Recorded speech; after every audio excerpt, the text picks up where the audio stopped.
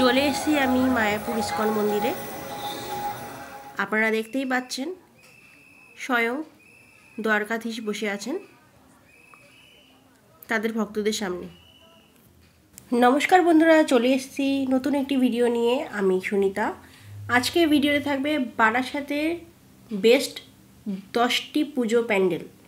হ্যাঁ, বারাসাতে অনেক বড় বড় নামকরা পুজো প্যান্ডেল হয়, তার মধ্যে থেকেই সেরা সেরা 10টি পুজো প্যান্ডেল শুধুমাত্র আপনাদের জন্য আমি কভার করেছি। পুরোটা পায়ে হেঁটে কিভাবে যেতে হবে, তাই পুরো ভিডিও স্কিপ না করে শেষ পর্যন্ত দেখতে হবে। তো চলো দেখে নেওয়া যাক।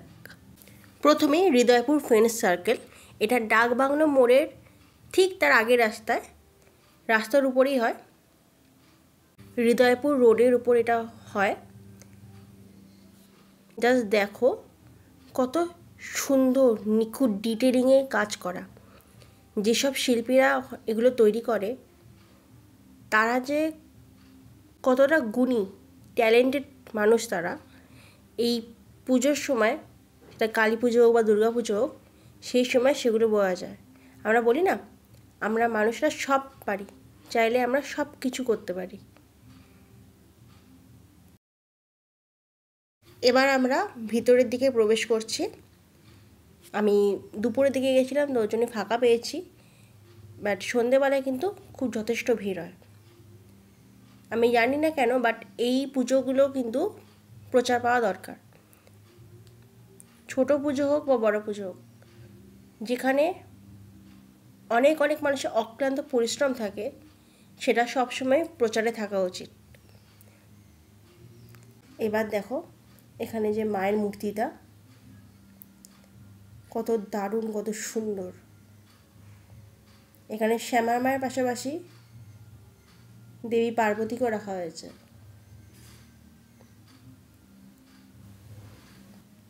অপূর্ব সুন্দর। তো আপনারা যদি বারাসাতে এসে থাকেন তাহলে ডাকবাংলো মোড়ের কাছে এই যে ঠাকুরটা আছে, হৃদয়পুর ফ্রেন্ডস সার্কেল, এই ঠাকুরটা অবশ্যই দেখবেন। এই ঠাকুরগুলো প্রচার পাওয়া দরকার।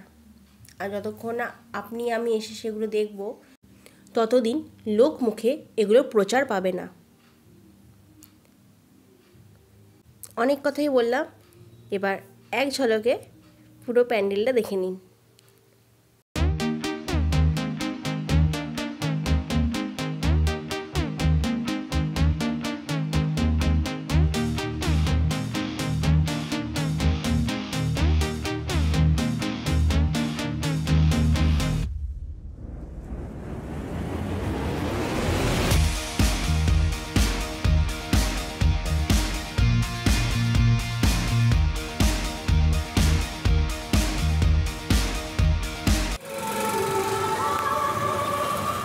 ওইদিকে ডাকবাংলো মোড়ের রাস্তাটা যেতে গিয়ে যশোর রোড, এটা পুরো হৃদয়পুর ফ্রেন্ডস সার্কেল।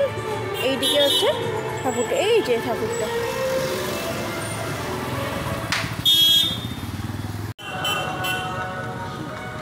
দাঁড়িয়ে আছে এখন ডাকবাংলো মোড়ে, সোজা যাচ্ছে সন্ধানী ক্লাব।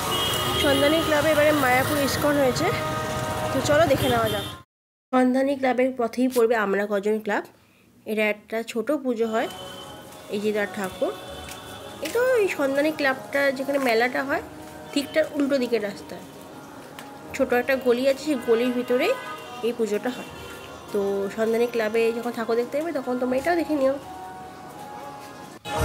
সন্ধানী ক্লাবের দিকে যাবো। নিয়ারেস্ট ল্যান্ডমার্ক খোসলা ইলেকট্রনিক্স, যেখানে যে আমরা কজন ক্লাবে পুজোটা, খোসলা ইলেকট্রনিক্স এর ঠিক উল্টো দিকে। এখানে সব পুলিশরা দাঁড়িয়ে আছে, সবাই ওখানে যাচ্ছে। এই মাঠে আমাদের মেলা বসে। তো দুপুরবেলায় গিয়েছিলাম, কিন্তু সন্ধ্যাবেলা থেকে কিন্তু বেশ জমজমাটটা। এখানে মেলাও বসেছে। এসে গেছি সন্ধানী ক্লাবে পুজোটাতে।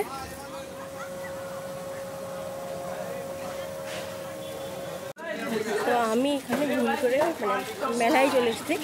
ওই দিক থেকে অনেক দিকে রাস্তা আছে, সেই রাস্তা দিয়ে ঠাকুর দেখতে যেতে হবে। মেলায় গিয়ে চলে গেছে, মেলায় গিয়ে কিছু খাইনি, যাই হোক বাইরের দিক দিয়ে আছে ঢোকার রাস্তা।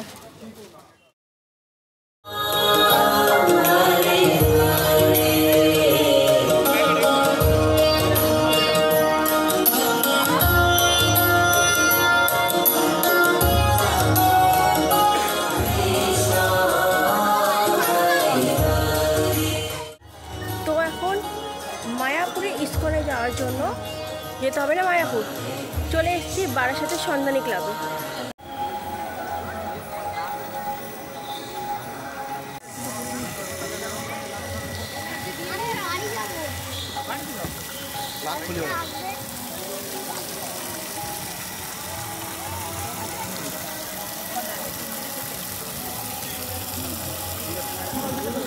এখানে এসে আমি কেমন যেন মায়াপুরকে ফিল করতে পারছি। ঠিক মায়াপুরের মন্দিরের সামনে গেলে যে ফিলিংসটা হয় সেরকম অনুভূতি হচ্ছে এখন। মন্দিরের ডেকোরেশন সারাক্ষণ মানে তাকিয়েই থাকি, মানে এত সুন্দর ডেকোরেশন করেছে, এত সুন্দরভাবে তৈরি করেছে, হুবহু মায়াপুর ইস্কন মন্দির। যারা মনে করছেন যে মায়াপুর বেড়াতে যেতে পারছেন না আর তারা যদি বারাসাতে থাকেন, দয়া করে একবার ডাকবাংলো মোড় থেকে হাঁটা পথে 10 মিনিটও লাগবে না, পৌঁছে যাবেন মায়াপুরের ইস্কন মন্দিরে।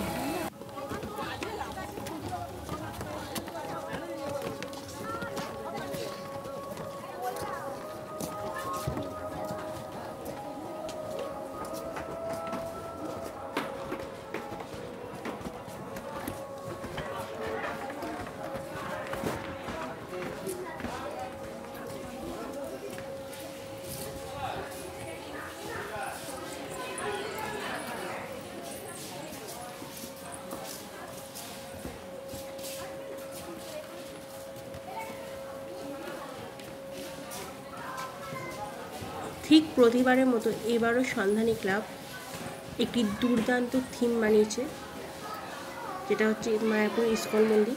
আর তার ভিতরে যে প্রতিমা তৈরি করা হয়েছে সেটি হলো কালী আর কৃষ্ণ মেলবন্ধন। হ্যাঁ, কৃষ্ণ কালী। যে কৃষ্ণ কালীকে দেখে আপনার চোখ ধাঁধিয়ে যাবে। এত অপূর্ব সুন্দর মূর্তি আমি এর আগে কোথাও দেখিনি। শুধু এখানে কৃষ্ণকালী নয়, সাথে গৌরনিতাই আর তার সখীবৃন্দ, তারাও কিন্তু কৃষ্ণকালীর সাথে আছে। আমি যখন গেছিলাম, আমি সত্যি বলছি, কম করে হলেও 20 মিনিট মতো আমি ওখানে বসে আমি শুধু এই মূর্তিটাকে দেখেছি। আমার কখনো কখনো এমনও মনে হয়েছে যে হয়তো স্বয়ং কৃষ্ণ আর কালী, কৃষ্ণকালী এখানে স্বয়ং উপস্থিত, যেখানে আপনার শুধু তাকিয়ে থাকতে ইচ্ছে করবে এই মূর্তির দিকে। এবছর সন্ধানী ক্লাব প্রায় অনেকগুলো জায়গা থেকে পুরস্কার জিতেছে, মানে বোঝাই যাচ্ছে যে এত সুন্দর থিম আর তাদের মাতৃ প্রতিমা যে বিভিন্ন জায়গা থেকে তারা পুরস্কার অর্জন করেছে। এইখানে এই মূর্তিটাকে এরা পুজো করবে, তো এটা তার পাশেই রাখা আছে। ছোট হলো কি দারুণ মূর্তিটা। তো সন্ধানী থেকে বেরিয়ে দেখতে হচ্ছে সন্ধানী 11 নম্বর রেলগেট, 11 নম্বর রেলগেট পার হয়ে এই যে বারাসাত কলেজ, এখানে যেখানে শ্রীকৃষ্ণের দারোগা হয়েছে, আমরা সেদিকে যাচ্ছি।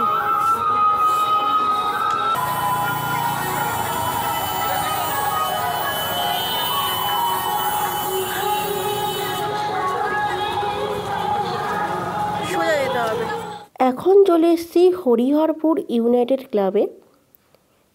দ্বারকার পথে যেতে যেতে রাস্তায় আপনার ডান দিকে এই প্যান্ডেলটি পড়বে।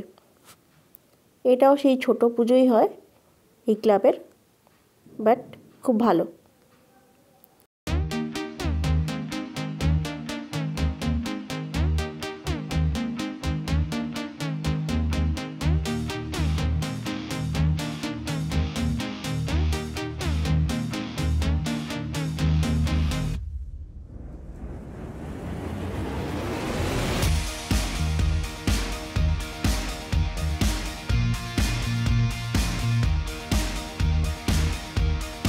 এবার চলে এসেছি 11 নম্বর রেলগেট, প্রতাপাদিত্য রোড, আমরা কজন ক্লাবে। এবার এদের 35তম শ্যামা পূজা। এটা হরিহরপুর ইউনাইটেড ক্লাব থেকে সোজা হাঁটা যেতে হবে। হাঁটা পথে এটাও তোমাদের ডান দিকে পড়বে।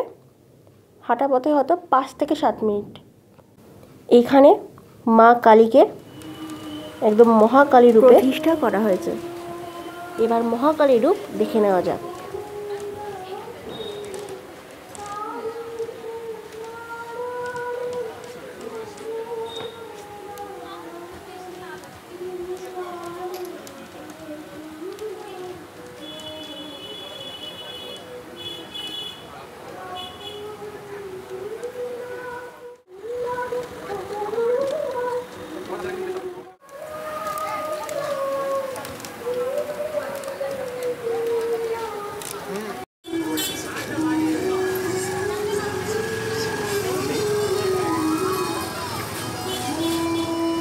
এসে গেছি যেখানে দ্বারকা হয়েছে, শ্রীকৃষ্ণের দ্বারকা। এই মসজিদটা পেরিয়ে সোজা হাঁটতে হবে বাড়ি ঘরে।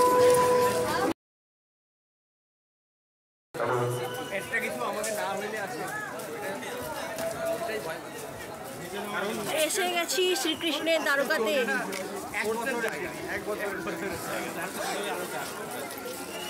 বারাসাত তথা পশ্চিমবঙ্গের যে কটি কালী পুজো হয়, সেই কালী পুজোগুলোর মধ্যে অন্যতম প্রধান হলো বারাসাতের নবপল্লীর আমরা সবাই ক্লাবের এই পুজো প্যান্ডেল। পিছনে দেখতে পাচ্ছ শ্রীকৃষ্ণের দ্বারকা নগরীতে চলে এসেছে।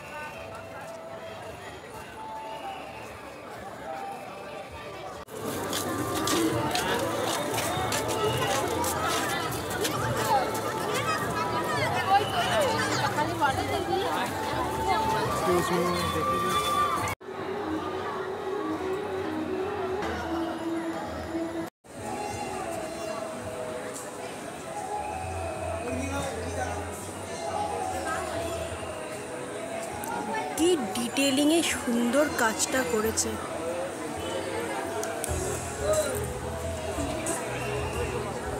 হেয়ার সফট যারা তৈরি করেছে।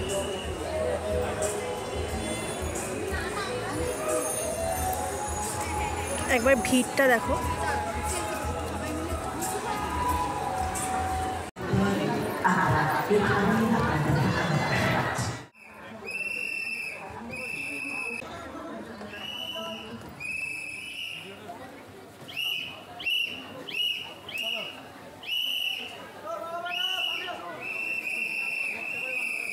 তো জেলা তথা রাজ্যের সেরা সেরা পুজো হচ্ছে নবপল্লী আমরা সবাই ক্লাবের পুজো। এই প্রতিমা দেখে সত্যিই মনে হয় যেন স্বয়ং দ্বারকাধীশ তাদের ভক্তদের মাঝে বসে আছে। আর কিছু হোক বা না হোক, আমি কিন্তু আমার সখা কৃষ্ণের সাথে একটা ভালো ছবি তুলে নিয়েছি ফাঁকায় ফাঁকায়। এবার আপনারা বলবেন যে ফাঁকায় ফাঁকায় মানে? হ্যাঁ, এখানে অনেক লোক আছে, অনেক ভক্তগণ আছে, কিন্তু তাদের মাঝেও শ্রীকৃষ্ণ ঠিক আমাকে সুযোগ করে দিয়েছে তার সাথে ছবি তোলার জন্য। অবশ্যই আমি সোলো ট্রাভেল করি, তাই আমি নিজেই সেলফি তুলে নিলাম। কথায় কথায় প্যান্ডেলের ভিতরে ডেকোরেশন তো তোমাদের দেখাতে ভুলেই গেছি। তো একবার ভালো করে ডেকোরেশন দেখে নাও। ডেকোরেশন দেখে এটা কেউ বলবেই না যে এটা একটা প্যান্ডেলের থিম। এটা হচ্ছে আমরা সবাই ক্লাবের দ্বারকা যাওয়ার রাস্তা। এরপর আমি চলে গেছিলাম নবপল্লী অ্যাসোসিয়েশন আর নবপল্লী ব্যায়াম সমিতির ঠাকুর দেখাতে। ওই সোজা রাস্তা থেকে বেরিয়ে মাঝখানে পড়বে শ্রী গুরু আবাসন। আমরা ওই রাস্তা ধরে এসেছিলাম, ওই রাস্তা ধরে আমাদের সোজা হাঁটতে হবে। এরপরে আমরা ঠাকুর তো অবশ্যই দেখব, কিন্তু সেটা পরের ভিডিওতে, মানে এই সিরিজের পার্ট 2 আসবে। ভিডিও ভালো লেগে থাকলে like, comment, share and subscribe করেছো। আর এই জায়গায় ঠাকুর দেখতে গেলে অবশ্যই জানাবে কেমন লেগেছে।